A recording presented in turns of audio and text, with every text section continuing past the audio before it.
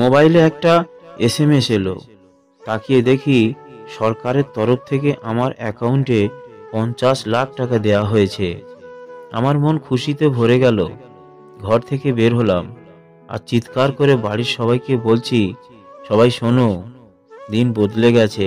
আমার অ্যাকাউন্টে 50 লাখ টাকা এসে গেছে। রুম থেকে বউ বেরিয়ে বলল, অত খুশির কি আছে, আমার অ্যাকাউন্টেও 50 লাখ টাকা দিয়েছে। এই যে মেসেজ দেখো। একটু অবাক হলাম, ভাবলাম আশেপাশের সবাইকে গিয়ে বলি।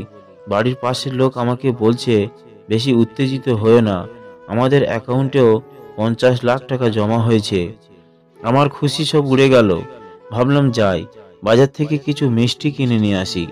বাজারে গিয়ে দেখলাম দোকান বন্ধ। পাশের একজনকে জিজ্ঞেস করলাম, ও ভাই, এই মিষ্টির দোকান বন্ধ কেন? সে বলল, মিষ্টি দোকানদারের আর দোকানদারি করার কি দরকার, তার অ্যাকাউন্টে 50 লাখ টাকা এসে গেছে। তাই ভাবলাম একটু নিউ মার্কেটে যাই, সেখান থেকে কিছু কিনে নিয়ে আসি।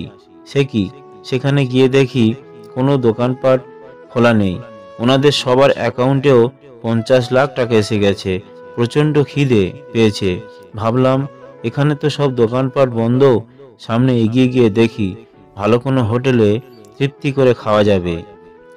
সামনে যতই যাই দেখি সবই ফাঁকা। হোটেলের বাইরে দাঁড়িয়ে থাকা সেই স্বাগত জানানোর লোকটাও নেই। শপিং মলে সিকিউরিটিও নেই। সবজিওয়ালা, চাওয়ালা, শরবতওয়ালা, ফাস্টফুডওয়ালা কেউ নেই। সব কিছুই বন্ধ। সকলের ঠিকানা এখন ব্যাংকে 50 লাখ টাকা তোলার জন্য। আমার সব রিলেটিভরা একে একে ফোন করে বলল তারা যে যার জব ছেড়ে দিয়েছে। সবার অ্যাকাউন্টেই এখন টাকা। সবাই এখন বড়লোক। সবাই সুর তুলছে, গান করছে, নৃত্য করছে, কিন্তু কেউ আর কোনো কাজ করছে না। 7 দিন পর খিদের জ্বালায় সমস্ত লোক কাঁদছে। কেননা জমি থেকে কেউ ফসল তুলছে না। সমস্ত দোকানপাট বন্ধ। হোটেল, মেডিকেল সব বন্ধ। অসুস্থ হয়ে মানুষ মৃত্যুর দিকে এগিয়ে যাচ্ছে, কেননা খাবার নেই, ডাক্তার নেই। পশুরাও না খেতে পেয়ে মরছে। জমিতে সবুজ ঘাস নেই, সোনালি ফসল নেই। মানুষ এখন ছুটছে, মুঠো মুঠো টাকা নিয়ে রাস্তায় ঘুরছে আর কাঁদছে আর বলছে, এই নাও ভাই, 10,000 টাকা, আমাকে 200 গ্রাম দুধ দাও, আমার বাচ্চাটা দুদিন কিছু খায়নি। কিছু লোক টাকা ভর্তি ব্যাগ নিয়ে রাস্তায় ঘুরছে। এই নাও ভাই, 5 লাখ টাকা, আমাকে 5 কেজি চাল দাও, 10 দিন থেকে না খেয়ে আছি। সব বাজার হাট বন্ধ হয়ে গেছে। শাক সবজি, খাবার দাবার কারোর কাছে কিছু নেই। আমিও 50 লাখ টাকা নিয়ে ছুটে বেড়াচ্ছি। কে কার টাকা নেবে? খাবার তো কারোর কাছে নেই। মানুষ মানুষের দিকে হিংস্র পশুর মতো তেড়ে আসছে। মনে হচ্ছে মানুষ মানুষকেই খাবে। আমিও খিদের জ্বালায় চারদিকে ছুটছি। হঠাৎ হোঁচট খেয়ে মা গো বলে চিৎকার করে পড়ে গেলাম। বউ তখন ঘুম থেকে লাফ দিয়ে উঠে বলল, কি হয়েছে তোমার? সকাল হয়ে গেছে, বাঁচাও বাঁচাও বলে চিৎকার করছো কেন? তুমি কি কোনো খারাপ স্বপ্ন দেখেছো? আমি বললাম, না, খারাপ নয়, ভালো দিনের স্বপ্ন। গরিব আমরা, কিন্তু ঘরে দুমুঠো খাবার তো আছে, তৃষ্ণার জন্য জল তো আছে। অনেকে ভাবে ভগবান কেন ধনী গরিব সৃষ্টি করেছে। সবাইকে তো চাইলে ধন সম্পত্তি দিতে পারতো, সুখ শান্তি দিতে পারতো। বাস্তবতা হলো ধনী গরিব বৈষম্য আছে বলেই এখনো পৃথিবী টিকে আছে এবং শেষ পর্যন্ত টিকে থাকবে। সবাই ধনী হলে কি হতো দেখছেন তো? জীবনের 6টি গুরুত্বপূর্ণ নির্দেশনা। যখন তুমি একা থাকো তখন নিজের চিন্তাকে নিয়ন্ত্রণ করো। যখন তুমি বন্ধুদের সাথে থাকো তখন নিজের জিহ্বাকে নিয়ন্ত্রণ করো। যখন তোমার অনেক রাগ হবে তখন উত্তেজনা নিয়ন্ত্রণ করো। যখন তুমি অনেক মানুষের সামনে আছো, নিজের আচরণ নিয়ন্ত্রণ করো। যখন তুমি বিপদে পড়ছো তখন আবেগ নিয়ন্ত্রণ করো। যখন সৃষ্টিকর্তা তোমাকে সব কাজে সফল করে দিচ্ছে তখন নিজের অহংকারকে নিয়ন্ত্রণ করো। পৃথিবীতে কঠিন বাস্তবের মধ্যে একটি বাস্তব কথা হলো, মানুষ যখন সাফল্যের দ্বার প্রান্তে এসে পৌঁছায় আর তখনই তার প্রিয় মানুষগুলো একে একে হারিয়ে যেতে থাকে। যে তোমার বিশ্বাস ভেঙেছে তাকে তুমি ধন্যবাদ দাও, কারণ সে তোমার চোখে আঙুল দিয়ে দেখিয়ে দিয়েছে সবাই বিশ্বাসযোগ্য নয়।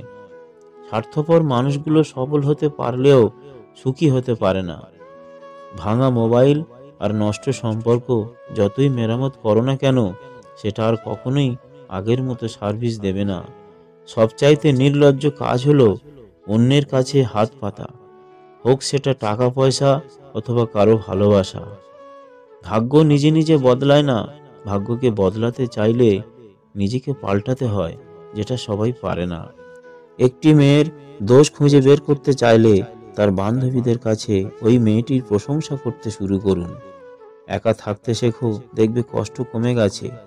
ভালোবাসতে সবাই পারে, কিন্তু ভালোবেসে মানসিক শান্তি দিতে সবাই পারে না। সব থেকে পুরানো ও টেকসই যন্ত্র হলো ষড়যন্ত্র। এটা কোনো সার্ভিসিং ছাড়াই যুগের পর যুগ ধরে খুব ভালোভাবেই সার্ভিস দেয়। জীবনে যদি ভালো থাকতে চাও, তবে নিজের থেকে বেশি কাউকে ভরসা করো না, কারোর থেকে কোনো কিছু আশা করো না। মানুষ বড় আজব প্রাণী, কম পেলে কষ্ট পায় আর বেশি পেলে অহংকার করে। জীবনের চাহিদাকে যত সীমিত রাখবেন, আপনার জীবন ততই শান্তিময় হবে।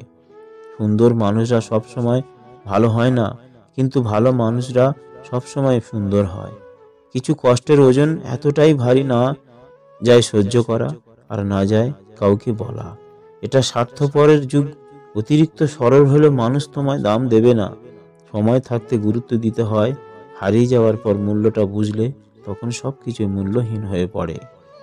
এই শহরে শুধুই অভাব, কারো ভাতের অভাব, কারো মনুষ্যত্বের অভাব, কারো ভালোবাসার। টেনশন আর মানসিক চাপ তাদেরই বেশি থাকে যারা নিজের চেয়ে অন্যের কথা একটু বেশি ভাবে। পৃথিবীর সবচেয়ে সুন্দর দৃশ্য হলো কাউকে হাসতে দেখা। তার চেয়েও ভালো লাগবে যখন জানবেন আপনার কারণে কারোর মুখে হাসি ফুটেছে। মানুষ চিনুন, সবসময় সাবধান থাকুন। যে মানুষ অন্যদিকে তাকিয়ে কথা বলে, নিঃসন্দেহে সে আপনাকে ভালো চোখে দেখে না। যে মানুষের কথার চেয়ে চোখের মনি ঘরে বেশি, নিশ্চিত মনে মনে সে অন্য কোথাও ভাবছে। যে মানুষ সব সময় আপনার প্রশংসা করে, মনে মনে সে আপনাকে হিংসা করে। যে মানুষ সব সময় আপনাকে তেল মারে, বুঝে নেবেন আপনার থেকে কিছু হাতাতে চায়। যে মানুষ সব সময় ঘুরে ফিরে একই কথা বলে, বারবার বলে, বুঝে নেবেন সে কিছু জানার চেষ্টা করছে। পরিবর্তন মেনে নিতে পারলে জীবন সুখী, আর নিজেকে পরিবর্তন করতে পারলেই আপনি সুখী। যদি বুঝতে পারেন মানুষটা ডিপ্রেশনে আছে, তাকে কোনো জ্ঞান বা উপদেশ দেবেন না। সে কি বলতে চায় আগে সেটা শুনুন। এই সময়টাতে মানুষ উপদেশ শুনতে চায় না, শুধু চায় কেউ তার ভেতরের কথাগুলো মন দিয়ে শুনুক। কাছের মানুষ কষ্ট দিলে কষ্টের চেয়ে অবাক লাগে বেশি। বারবার শুধু এটাই মনে হয়, সে এটা কিভাবে পারলো।